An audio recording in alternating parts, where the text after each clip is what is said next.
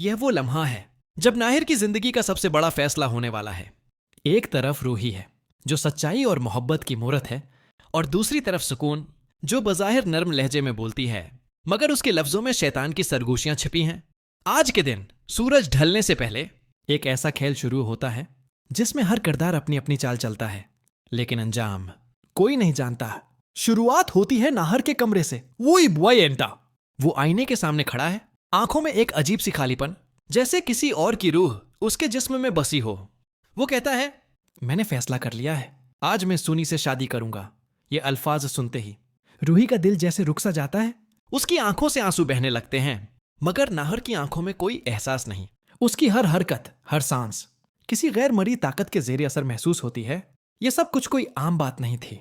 रूही को शक होता है कि नाहिर पर सुकून का जादू है, और वो गलत नहीं थी। आसी लम्हे मंजर बदलता है।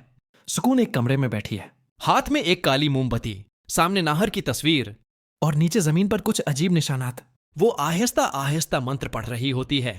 हर मंत्र के साथ बत्ती की लो तेज होती जा रही है और नाहिर का चेहरा पसीने में डूबने लगता है।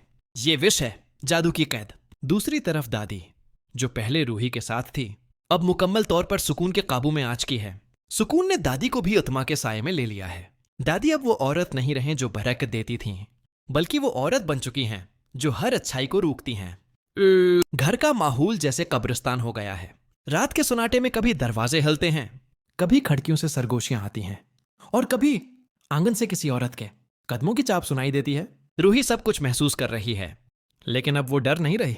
वो सिर्फ एक फैसला कर चुकी है, मैं अपने नाहर को वापस लाऊंगी, चाहे अपनी जान दे दूं। यही वो लम्हा है जब रूही घर से निकलती है, फटे दुपट्टे में, आंखों में आग लिए, और सीधा बाबा जी के आश्रम की तरफ जाती है। वो बाबा के कदमों में गिर कर कहती है, बाबा जी। सुकून एक बदरूह है। उसने मेरे शुअर को, मेरे घर को, सबको अपने जादू में कैद कर लिया है। मुझे कुछ ऐसा मंत्र चाहिए जो उसके जादू को तोड़ दे। बाबा जी आंखें बंद करते हैं। उनके चेहरे पर संजीदगी छा जाती है। वो कहते हैं, बेटे, जिसका सामना तुम करने जा रही हो वो कोई इंसान नहीं, वो वही है जिसे सदियों पहले विद्रोहों के दरबार से निकाला गया था। उसको रोकने के लिए सिर्फ एक मंत्र काफी नहीं, तुम्हें अपने दिल की पाकीज़गी को हथियार बनाना होगा। रूही की आंखों में इज़्म झलकने लगता है। बाबा जी उसे एक मंत्र देते हैं, एक रोशनी का मंत्र जो सिर्फ तब असर दिखाता है जब पढ़ने वाले का दिल सच्चा हो। अगला मंजर दिल दहला देने वाला है। घर में मंडप सज चुका है, हर तरफ लाइटें, फूल और रसूमात का शोर।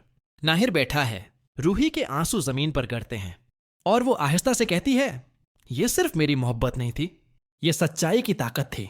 नाहिर उसके सामने झुक जाता है और पूरे मंडप के सामने ऐलान करता है, आज से मेरी जिंदगी सिर्फ रूही के नाम है। ना कोई जादू, ना कोई फरेब, बस सच्चाई, बस मोहब्बत। और यूं एपिसोड खत्म होता है। लेकिन नाजरीन के दिलों में एक सवाल छोड़ जाता है, क्या सुकून वाकई खत्म हो गई, या वो अब भी किसी साये में जिंदा है, अपनी अगली चाल के इंतजार में?